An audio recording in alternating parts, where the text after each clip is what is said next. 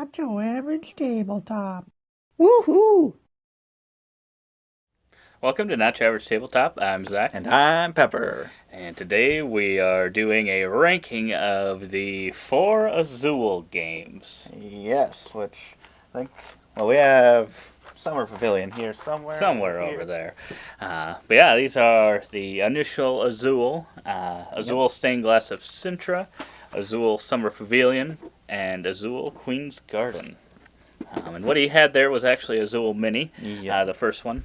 So it's just a mini version of the first game. Yep. And it's Yep. kind of more of a travel version, I would say. Yeah.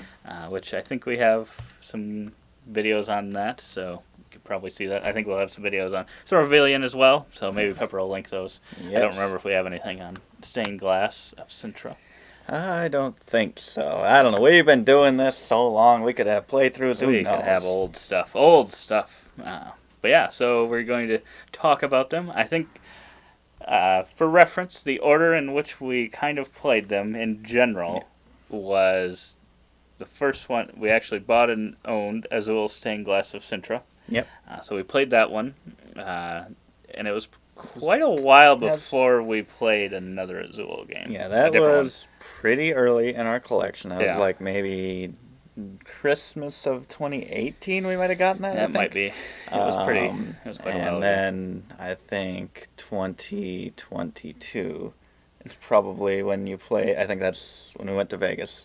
Yeah. And ended up playing. My next one was in Vegas. In like October or whatever, that I played Summer Pavilion, which is the third one. And I think earlier in that year you had played the original Azul I think as once well for on the first time. Board Game Arena. So yeah, I played it like one time. So had a small experience with it, and then yeah, the next one I played was the Summer Pavilion. So I think, and then we also played Queen's Garden. So we played Summer Pavilion and Queen's Garden very closely. After a huge gap in time, we ended up playing all the rest of them all within probably 6 months of each other. Yes. About, roughly. Yep. And two of them were within hours of each other. So yeah, we got to try them. So I think for order of how many times we've played the different ones now, not sure. It's probably pretty close. I would say especially for like me and Michaela, for the initial Azul and Azul Stained Glass of Sintra. I think you played Azul Stained Glass of Sintra a little less. A little less. I think you guys always playing these games without me, and then you get sick of them so that I don't even get to play them more. Or maybe I just never liked them to begin with, so I don't ask to join the games. Who knows? But yeah, I think I played that one probably a good handful of times, like early on when we got it. But then just not much in the recent years. Yeah. So maybe. Well, like you said, that was one of our initial games, and I feel like we were playing those same ones quite a bit early on. I feel like we had to play so many, and then it just kind of spreads out. Yeah. How long in between plays it is. Yeah, because I'm like, sometimes some games it's like embarrassingly low amounts of plays, even though they can be very high in your rankings. So I'm like, that does feel like one of the originals, and I'm actually thinking of it. We probably played it like 2-3 times right away when we got it. I know we played it with our dad once, and I'm like, I probably played it a couple other times, but I actually don't really remember much after that. So I'm like, under 10 times for like. Yeah. For me, I'm certain you've hit it at least 10 times. Played it with Zach and Carson and other things as well. So I'm like, I think it was a Not Your Average board game tournament. Yeah. And I'm like, it feels like an original for me, and then to not having play it that much, it puts some things in perspective. Yeah, for sure. I've played it at least 2 to 3 times that. And original Azul, I did get the larger original version in Florida, so then me and my mom likes that one quite a bit, so we played that quite a few times, and then also on Board Game Arena, so that's probably equal to maybe edging that out in plays. And then Queen's Garden, we did only play the once in Vegas, and Summer Pavilion, we've played a good handful of times. Handful of times as well, yeah. I would say that's about right. Me and Michaela played Azul Mini, and I've played Azul online a decent amount of times as well, the original. So that's that thing.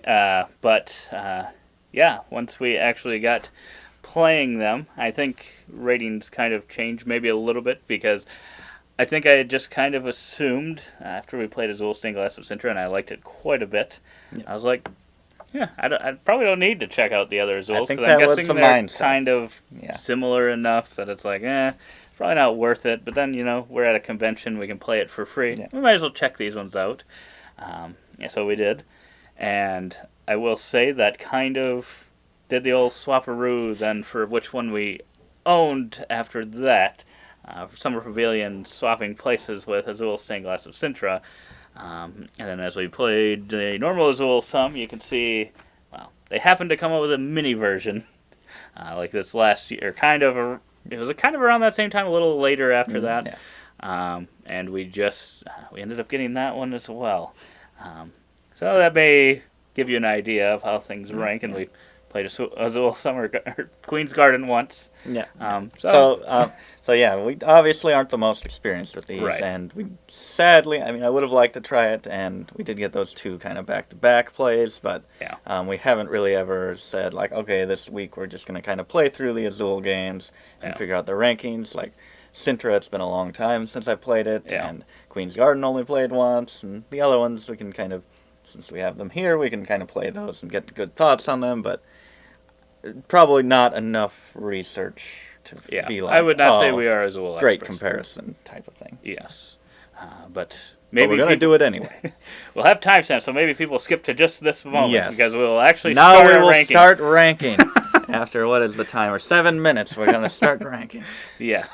So For people that don't know that much about Azul games. we just explained why you shouldn't take our rankings seriously. Now we're going to rank them. Exactly. Number 4. I'll just say it's the first one we played. It is Stained Glass of Sintra, and I don't know, I think not having played it in a long time, because I do remember enjoying it, and it was my first introduction into the system, and I think that core kind of drafting system, which is usually pretty much the same throughout the games, is such a satisfying and great way to do it, to gain these different tiles, and so it's a solid game. All of these are good, I would say. I enjoyed them all.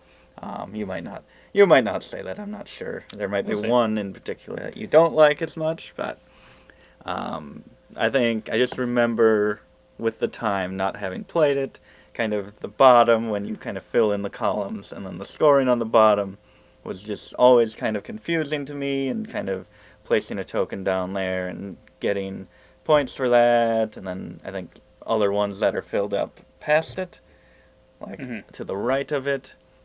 I just remember being a little confused, like if you had asked me earlier today before I kind of looked it back up and relearned the rules, I would have been like, there was something at the bottom there that earned you points that I never really understood completely or was comfortable with. So I think that kind of thing brings this one down for me. But I do also really like kind of the moving along the columns part of it. That is a little twist that is not in the other Azuls, where you're kind of filling in these columns with the tiles, and you can go to the right with your little pawn that's above them and fill in those tiles. But if you want something to the left of it, you're going to have to waste a turn and reset. Yeah. So, yeah. Yeah, that is fair. But I will say my number 4 is Azul Queen's Garden, the 4th one, and I believe in our one play, so like you, I had to go back and research. We had to go back and look at it a little bit with our one play, but I know my initial thoughts on it were not very positive. It was just thinkier, longer feeling than Azul felt like it should feel. Yeah. Like at that point we had played a lot of Stained Glass of Sintra, and then obviously I think the one play of Summer Pavilion. So those ones both feel pretty smooth. This one felt more clunky to me, but I think from what we learned, we may have played it slightly incorrectly, which would have made it a little bit more easy to score.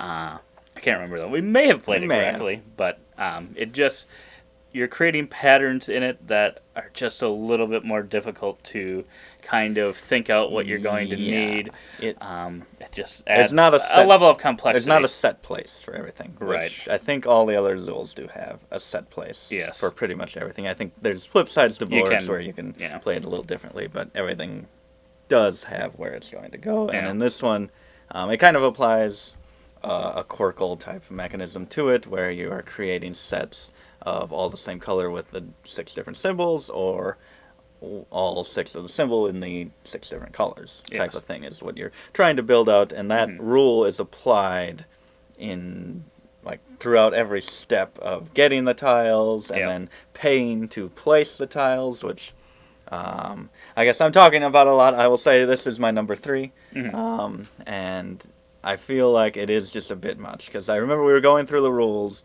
and then it kind of explained the whole thing again, the whole shebang of that mechanism and how they're tied together.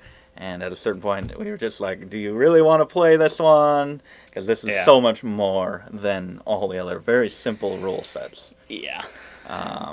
But yeah, I put this one above it. One, it's a little more recent, and it just feels different. Yeah, and I'm like, fair. it is different feeling.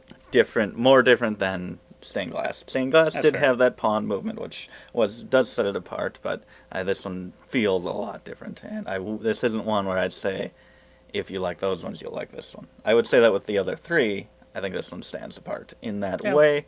But I enjoy it if I want kind of a spin-off that is heavier, that is crunchier, a little more to it. I think I actually got quite a bit of enjoyment out of this one. It is harder, and having to pay, because you get all those tiles, and then to even place the tile based on its kind of value or whatever symbol it's showing, you might have to discard like 2, 3 other tiles to even be able to place that, which is happening in the other games. Yeah, that does happen in the third. Yeah, it does happen in every, not the second one. In the first, yeah. The first and everything third. but the second one. That is true. It does. It do does that. happen. It just is It less feels- obvious. Yeah, It does not feel like that is that what is you're doing. true. Because they're This all. one feels like, oh my gosh, this is costing a ton to do That's this. true. Yeah, but yeah, in this one, those are individual tiles that could also be used. And That's the other true. one, it's like 5 reds to place one. That's true. It's all the same. You don't You're really using feel like 2 you're sacrificing a lot. You're using 2 kind of currencies at the same time, simultaneously, whereas the other ones you're using just one. Just one, yeah. So that is different, but in the same vein, you are paying for both. It's just kind of a weird way to look at it. But there's multiple ways you can do that though. Yeah. But yeah, it is definitely different than the other ones. And I, like you had number 4, I had number 3. Stained Glass of Sintra has fallen, and maybe it's just because we've played that one probably still the most, if I'm thinking about it, and yeah, it's just one of our original games. The scoring is a little tough, I would say, because it is that where you'll score all the points. I believe it's right of it. Is that the only way you score? Hmm? Is that the only way you score? And then at the end of the game, you score for the groups, and you score. So each time there's a color that you'll get 1 extra point if that's in the stained glass row that you complete. Oh, okay. So it's a decent amount of points, but yeah, being able to manage, because you're going from left to right when you're able to place, but then I think the scoring's like the opposite, so it's kind of like you want to get there and go work backwards. It is strange. It's not as smooth, I would say, as some of the other scorings in Azul. Now having the broader picture, but it is fun. Yeah. It does work, and Queen's Garden's probably fun too. I've only played that one once, so it is tough to really say like, oh yeah, for sure that's number 4. Maybe if I played it 5 times, I'd be like, it's probably better than this one. Or if I played all 4 of them in a row, I might change my thoughts. Yeah. But yeah, this one, I do like the look of the tiles in this one. So the tiles in all of them are a little bit different. They all have kind of their own thing, sort of. These ones are pretty cool. Yeah. I think that was one of the things that kind of brought me towards this one at the time. I don't remember if the first 3 were all out when we got this one or if it was just the first 2. But decided this one over the other ones at that point, just because I think the look of it looked really nice. Yeah. And yeah, it is cool to kind of be able to do that back and forth. That one, though, could have pretty negative... I mean, you can have it in all the Azul games. I don't know why, but to me this one seemed like it was probably the did. most chunks of negative. Because then all of a sudden, if you don't have a place to put a color, you do have your one move to go back. Yeah. But if everyone else has that too and they don't want that color, Yep. then you're stuck with it. And I think the Yes. negatives go pretty quickly. I remember writing they this one. get So bigger and bigger. Yep. yeah, so it's a solid one. It's worth checking out if you really like Azul games. Yeah. But then I can go to my number 2. I don't know if it'll be the same as yours, but I will say Azul Summer Pavilion. I will say we are crossing over on that. Yeah, Wonder if we'll cross over on our number 1. We just may. Yeah, Azul Summer Pavilion.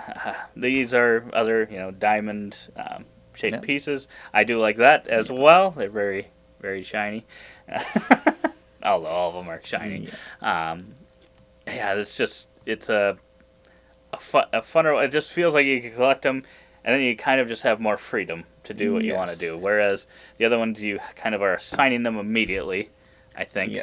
Well, I guess you're collecting them in number 4 as well, so they've kind of continued that. Yep. But the other ones, I believe you're signing pretty much right away, Yep. or getting rid of. So this was kind of the first one to open up into more of a freedom of, collect as many of a color as you want, and then you'll decide. It's broken into 2 phases, which is a little bit different, I think. Yeah. So you're collecting all the things throughout, the normal Azul selection process, and then you're getting to place one thing, and then the next person does, next person you place another thing. I think that's just it works really well for the Azul games. Just clean, and this one doesn't feel like you're getting as much for negative points. You're usually able to use most of them. But there's times where you'll take a few negatives, but I think this one probably has some of the least negative interaction. You don't. This one does. I don't know that I've ever felt when we played this one like, oh God, they're sticking me with 5 reds. There's nothing I could do with them. I've never thought that in this one. Because you can. Yeah, there's never really a time when you break glass Typically, or end up with them, because there's always somewhere to go. You have some wild spots in the center. And, usually it's going to be hard to completely fill in a section that you should have somewhere that you could hopefully allocate those. But yeah, like you said, it is more of the time it's the opposite. I want more. Yeah. Yeah, I like that. I like the fact that there are wild tiles, wild colors throughout the round, so you can kind of save them up, and I think and you know what they are. Yeah, you know what they're going to be, so you can kind of save up some of your oranges for a future round where those are going to be wild.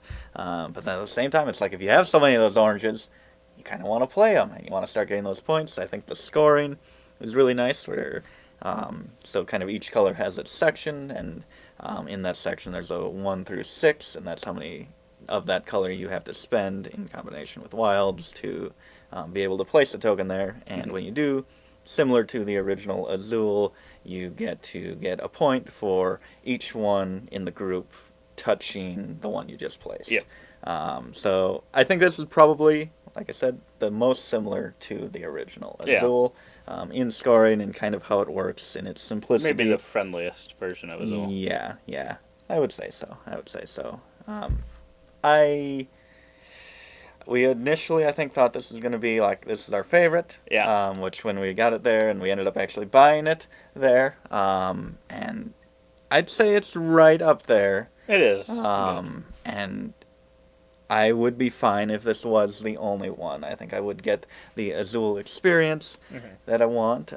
But sometimes you just can't top the original. And the original was the last one that I played. Yeah, and it was. I mean, I think I played it like once. It was kind of it was the second sort of once. Yeah. I don't feel like that was the best experience. And then after that, I played it more, and I was like, wow, I've been missing out on this the whole time. Why did I ever get the second one? Some goons preferred the second one and led you astray. Was it Tom Basil? I think a lot of the Dice Tower really liked the second one, which it is a good one. It is good. But yeah, the original, our crossover number 1. It is a classic for a reason. Like it's such a classic. Like just even the icons on the tiles, it's like any gamer would recognize the blue pattern or the orange pattern. Like just immediately just Mhm. so iconic, and the gameplay is so approachable, so simple, so satisfying. Just something about loading up these spots on the left of your board and then shooting them over to the right to place them Creating into the column spot. lines. It's just so satisfying to score, yeah, those columns and lines and maybe fill out a whole color. And like you said, you are spending possibly 1 to 5 to be able to place there, which, I mean, we should feel like, oh, I got 5 of these and I only get to place 1 tile, but it's not. It feels so rewarding and so Mhm. satisfying still, and there's ways to get stuck with negative points, but There it is. doesn't bother me. No, it doesn't. It's a great system. I can see why it was able to spawn off multiple Yeah. iterations of it. Milking the cash cow that is Azul has come out with a chocolatier version along with the Azul Mini. They've also come out with kind of their what do they call mosaic things or whatever that go on the top Oh, that yeah. you can put tiles Oh, yeah. that we keep them in place do more. have those in Florida. It does hold them in there pretty good. Yeah, and this one I would say Azul Mini has kind of a similar thing, and it Yeah. holds them really well. So if you've been debating whether or not, I don't know, if you want a travel version of Azul, I mean, Azul is not the biggest game to begin No. with, so you probably could just travel with the main But game. if you want this But cute if you little want a bag, really smaller version, this one is I'd highly recommend it as a solid game. Yeah. Implementation of it. But yeah, those are our rankings of the Azul games. We can't wait for number 5. Number 5. Now we'll see when that comes. I'm actually surprised because I thought for sure there'd be an Azul 5 at this point. But Yeah, they've kind of now they it does- kind of did the Chocolatier. They kind of did Azul Mini. I think they've done both of those things since the 4th one. So I don't know if Yeah. they're It's crazy because, yeah, when we first got into it, we got the second one. First one must have been out a little while before that. Mhm. But it seems like I didn't really hear of the third one for a No. long time. And then, like, right after that, it felt like Queen's Garden was out with the fourth one. Mhm. And like you said, since then, Mini and Chocolatier. I do wonder if they're just going to be releasing them at a faster pace now. Mhm. But like you said, you haven't heard anything. Maybe there's breaking news as we've been filming this. There Azul might be. 5. There might be. That- And then parts of me wonder, because they're not the same company or related in any way, but Sagrada got a kind of legacy campaign version thing or whatever. I wonder, could Azul do it? I don't know if Azul could do it. I don't know. But maybe is it Kiesling? Kiesling Yep. did it. Maybe he's been seen backstage with Matt Leacock or Rob Davio. Got We don't know. He secret might have been seen footage somewhere. here. Got some backstage footage of them speaking to each other for a legacy version of the game. But no, I think if they did something like that, I That would think be it would really cool. sell. I mean, it Pretty would be well. very Maybe. interesting because it's such an Maybe. abstract game. It is. I think a lot that of would be pretty legacy tough. has story applied to That it. would be pretty tough. But if you just accept it, it's like there's no story here. This is just Azul Legacy. Here are some awesome mechanisms and ways to keep Yeah, track some of the modules. campaign. I think I'd be up for it. Well, obviously I'd be up for it. Yeah, I would. Buy it in an I would be instant. pretty- I mean, considering it's not $200. Yeah, yeah. It has to be reasonably priced for an Azul game. But yeah, it'd be interesting to see what they could do with it going forward. But I think what they have right now is already a very solid selection. So I don't know that they need to go any further. And maybe that's why. Maybe they're done. I don't know. I don't think they'd probably never say they were done, but they might be. But yeah. So yeah, you can check out our other content on the Azul games that we have on our channel. But otherwise, we hope to see you on those videos. And as always, don't forget to Keep on nibbling. on our content.